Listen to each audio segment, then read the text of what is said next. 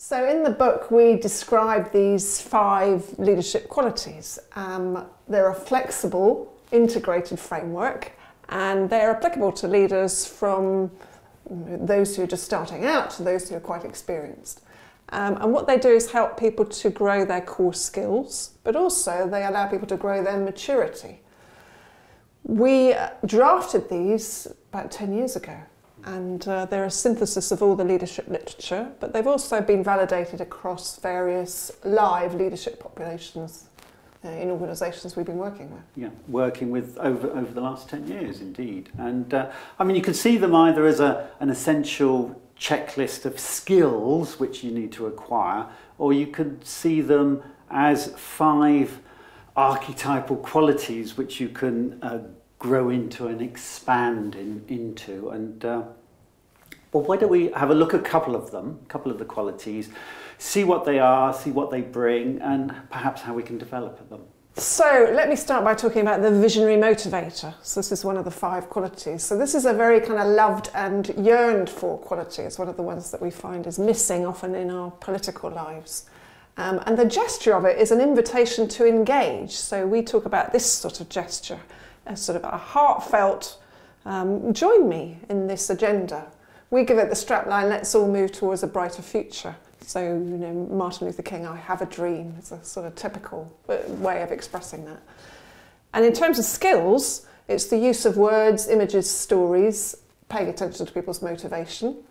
And what it brings is this sort of open-hearted quality and builds trust and allows imagination into what can perhaps be a sort of dry business context.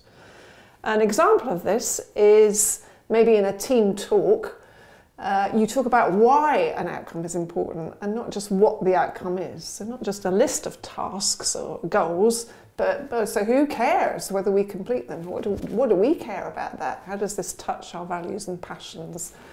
What are the users going to feel if this is done in the right way? An experiment, in the book we talk about experiments to just expand your use of this quality. One is to try doing something that you do every day, but do it in a very different way. So it's just kind of tapping into your imagination.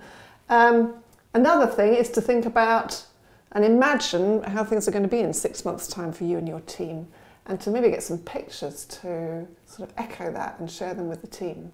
Well, the Edgy Catalyser is, in a sense, a different kettle of fish, because the research shows that it's one which people like to have had as a manager, but isn't the most pleasant of experiences, because the Edgy Catalyser quality is the one which focuses on what's wrong, what needs to change, and creates discomfort in those around the person accessing this quality. I mean, I guess in a nutshell, we might say, well, look, this is a serious problem. Let's focus our energy on resolving this. Yeah, and it's something about prodding and probing, being observant at what the situation is, then being quite penetrating and incisive to get to the core of what is wrong. And sometimes that ruffles feathers, you know.